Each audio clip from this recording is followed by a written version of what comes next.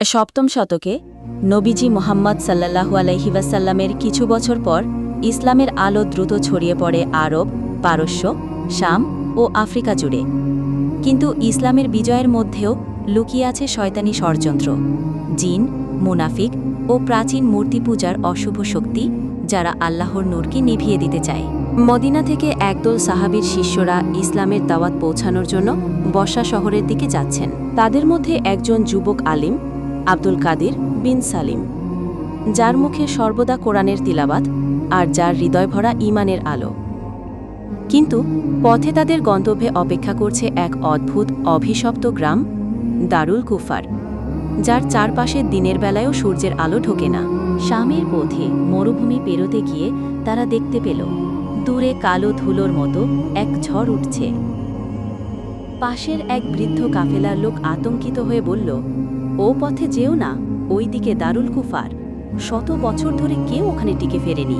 আব্দুল কাদির বললেন, যেখানে মানুষ আছে সেখানে আল্লাহর কালাম পৌঁছাতে হবে। বৃদ্ধ ফিসফিস করে বলল, ওরা মানুষ নয়, ওরা মৃত, তবু হাঁটে। গ্রামে ঢুকতেই দেখা গেল ভাঙাচোরা বাড়িঘর, জানালা দরজায় কালো কাপড় ঝুলছে। মসজিদের মিনার ভাঙা, কিন্তু আজান দেওয়ার চিহ্ন যেন বহু যুগ ধরে নেই। ভেতরে ঢুকেই কোরআনের আয়াত উচ্চারণ শুরু করতেই হঠাৎ শীতল বাতাস বয়ে গেল, আর দেওয়ালে কালো ছায়া নড়ে উঠল। এক গম্ভীর গলা কানে ফিসফিস করে বলল, এখানে কোরআনের শব্দ উচ্চারণ করো না, এখানে আমাদের শাসন। মাগরিবের সময় তারা জামাতে নামাজ পড়তে দাঁড়ালো।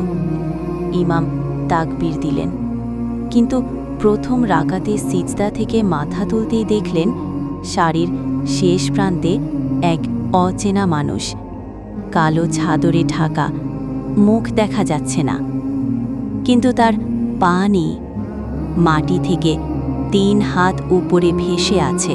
আব্দুল কাদির তাড়াতাড়ি সূরা আল বাকারার শেষ 2 আয়াত পড়তে শুরু করলেন।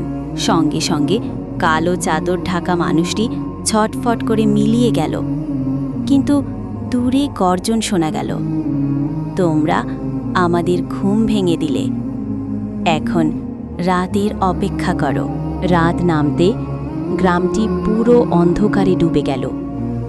হঠাৎ দূরের পাহাড় ফেটে আগুন বের হতে লাগল, আর সেই আগুনের ভেতর থেকে বের হলো লম্বা দেহ, লাল চোখওয়ালা এক দৈত্য, যার কণ্ঠে আগুনের শব্দ মিশে আছে, আর চারপাশের বাতাস পুড়ে যাচ্ছে।